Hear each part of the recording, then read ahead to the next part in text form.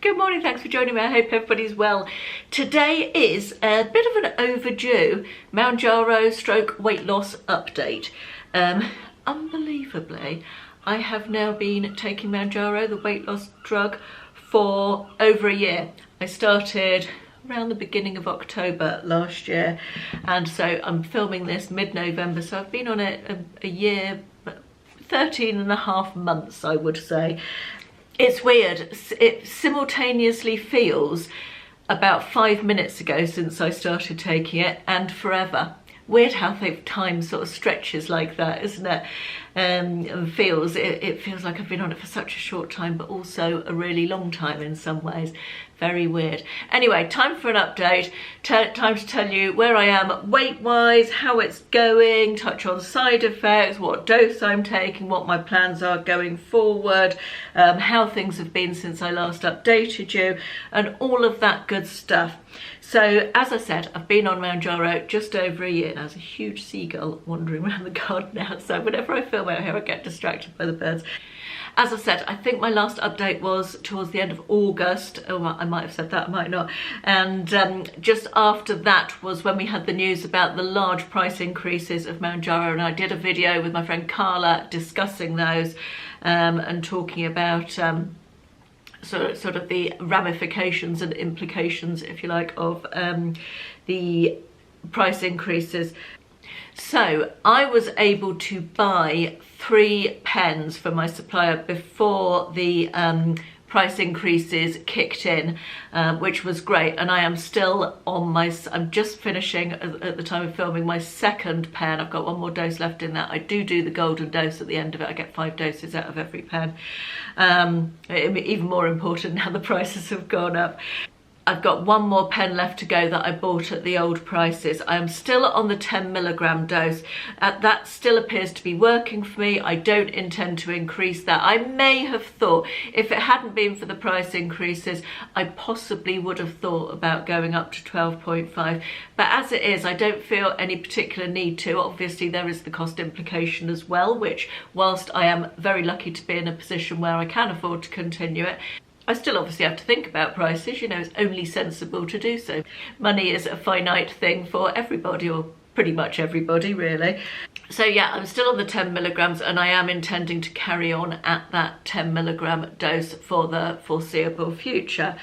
Side effects wise, I would say that I have had, I've talked to you before about my main side effect having been constipation all the way through this, sort of pretty much right from the beginning.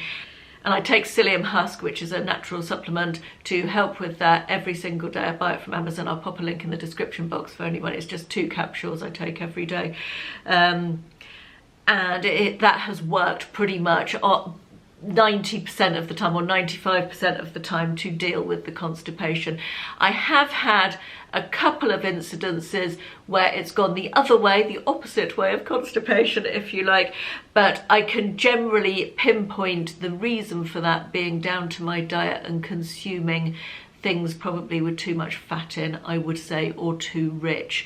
I think that does have more of an effect on me whilst I'm on Mounjaro, so that is sort of self-inflicted, if you know what I mean. So the psyllium husks works well for the constipation, and I was having bouts of sort of mild stomach pain and nausea. When I say mild stomach pain and nausea, I mean mild. It was only on maybe 3 or 4 occasions over the whole year has it left me wanting to go to bed or spending time in bed because I felt nauseous and not able to face the day. It's generally been a very mild thing. What is that seagull doing? It's ripping to shreds a piece of polystyrene. Why would you do that? It's just that seagull entertainment. We got rubbish from the building work out there that the builder hasn't cleared away yet, and seagulls think it's a playground for them. So I would say that the nausea and stomach pain has been pretty minimal since I last spoke to you. In fact, if not non-existent, to be honest. Just some very, very mild symptoms. So I'm lucky really that I feel like my side effects have been very manageable throughout the whole process. So what's happened since I last spoke to you in terms of how it's gone? I think I spoke to you just before we were going on a week's holiday to Spain. Apologies if you can hear the seagull in the background.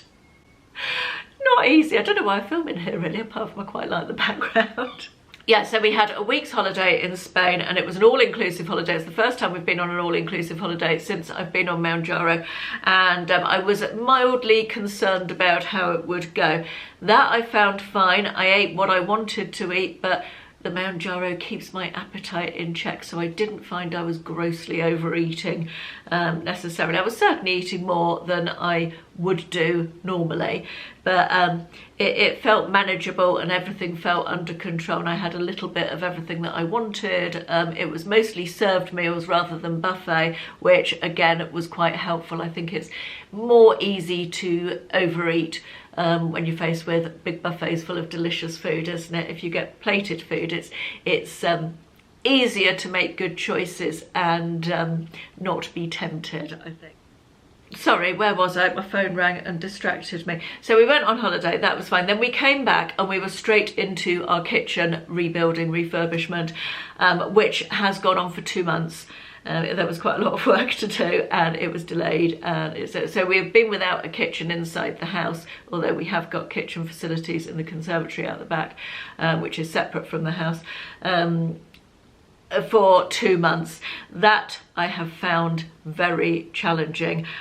More challenging, not in terms of overeating, but in terms of eating the right things. I've said throughout this journey that I very much wanted to focus on being healthier. It wasn't all about the weight loss for me, it was getting myself to a healthier place, which obviously the weight loss, you know, helps that as well. You know, the weight loss is a side effect of the weight loss is getting healthier, but making healthier choices with food, eating a more well-rounded diet. I was eating an awful lot of crap before, and without the kitchen I found myself sliding back into not eating well-rounded meals. I'm not beating myself up about it.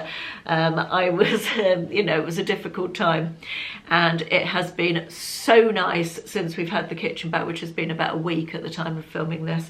It's been so nice to be back preparing meals and cooking and being able to make healthier choices. It has been delightful. I have missed it a lot. Interestingly, I think what the Mounjaro did do over that 8-week period of the kitchen issues, I think what it did do is stop me overeating. I was eating bad things, but I wasn't eating loads of them. So that was pretty good. I think I would have struggled without the Mounjaro. I also found, interestingly, because I did find the process extremely stressful, having people constantly in the house, the mess, the noise, all of that stuff, I found that, and trying to work at the same time, because obviously I work from home, I found very challenging and very stressful. And I found that I was turning to comfort eating bad things a lot more than I had done. I am a stress eater, obviously. I'm a stress comfort eater, and I sort of knew that already, but I think because it hadn't happened to me for a year since I've been on Mounjaro, I was quite surprised when it crept up on me again. And I found, although I wasn't hungry, obviously, because Mounjaro suppresses your appetite, I found my brain wanting me to eat things to give me comfort because I was stressed, which was really interesting, and I took note of that and tried to learn from it and tried to minimise the actual doing of it. So in summary, the time since we last spoke about Mounjaro has been quite a difficult time diet-wise. So weight loss, have I lost any weight? Have I put any weight on? Let me tell you. When I made the last video, which was at the end of August, my weight loss at that point was 3 stone and 9 pounds. And I am delighted to tell you that as of this morning, my weight loss is now 4 stone, 1.5 pounds. So I've broken that 4 stone barrier. I'm so happy about that. The weight loss is super slow now. In fact, it's been 6 months to lose this last stone, but that is okay. I am good with that. I am happy with that. Particularly over the last couple of months, I'm absolutely fine with it. I never wanted to lose weight quickly, as I've said several times before. I wanted to lose weight healthily and change my habits. And I feel like I'm doing that. The fact that over this last period of time, I have managed to lose some more weight and break that 4 stone barrier, feel really pleased with myself about. I have a goal in my head now of where I want to get to, although I absolutely reserve the right to, when I get there, if I feel like I need to go a bit further, to carry on. I'm not going to share what that goal is because opinions are many and varied, and I'm a bit sick of being told, oh, stop losing weight now, you've lost enough weight. I haven't lost enough weight. I'm still technically obese, so it's very much my choice, so I'm not going to offer that information up for people to criticise. I don't think it's particularly beneficial or of interest to anybody anyway. I don't think me telling you that would necessarily help you in any way, so I feel like that's something I'm happy to keep to myself. But suffice to say, it is an ongoing journey at the moment for me. Going forward, as I said, for the rest of this year I intend to stay on 10 milligrams, and I am looking into starting Slim Pod. My friend Karen, if you watch Karen on the Geordie Grandma channel, I'll link her channel below in the description box for anyone who's interested. She wanted to take Mounjaro, and she's diabetic, and she wasn't able to get it. Ridiculous system this is. She wasn't able to get it through the NHS because you have to have 4 comorbidities to get Mounjaro from the NHS, and she only had diabetes and didn't have the other 3 things, and she wasn't able to buy it privately because she is diabetic and they won't prescribe privately for her to have it. So she looked into alternatives and she started Slim Pod, and I'm so pleased for her. She's had absolutely brilliant results on that. You can look up Slim Pod if you're interested in finding out about it. And I am considering after Christmas starting Slim Pod in addition to Mounjaro, with the thought that I would eventually like to come off Mounjaro. Again, back to the prices, but up until the prices went up, I always said that if it was medically appropriate, I would be very happy to stay on a low dose of Mounjaro for the rest of my life if it kept my appetite under control. But I think with the price increases, that is not as viable as it was. That, a lifetime commitment to doing that is not as viable as it was. So I'm wondering if Slim Pod might be a good alternative for me, and to do the 2 together and gradually titrate down on the Mounjaro might work for me. So that's very much up in the air, but that's sort of what I'm thinking at the moment. I think it's worth a try, even though I have tried things like Slim Pod before. Again, as I said, feel free to look it up or Google it. I don't know enough to talk about it in depth on here, or go and watch Karen's video. She's done several very in-depth videos about it. But yeah, I don't know if it will work for me, but I think it's worth giving it a try. I guess the final thing to say is a roundup of how I'm feeling in myself after a year of being on Mounjaro, and I am feeling so much healthier. I wouldn't say I feel happier. I think there is this assumption that from a lot of people, I had a lot of questions when I did a recent Q&A, oh, you must feel happier now. I was perfectly happy. I was unhealthy and I was overweight, and I struggled to do a lot of active things that I can now do without a problem, and that is lovely. But I was not unhappy due to my weight. I just wanted to be healthier. And I think that's an important thing to note. I think assuming that people who are overweight are unhappy is incredibly offensive. I'm not talking about me particularly, but the general assumption of people, you can't be happy if you're that overweight. I think it's incredibly offensive, and also a bit, it's not seeing the bigger picture. So I think that's something for us all to keep in mind perhaps. But yeah, I feel much healthier. I feel very positive about the weight. I'm so glad I've lost the weight. I feel better in myself. I would say overall I'm sleeping better.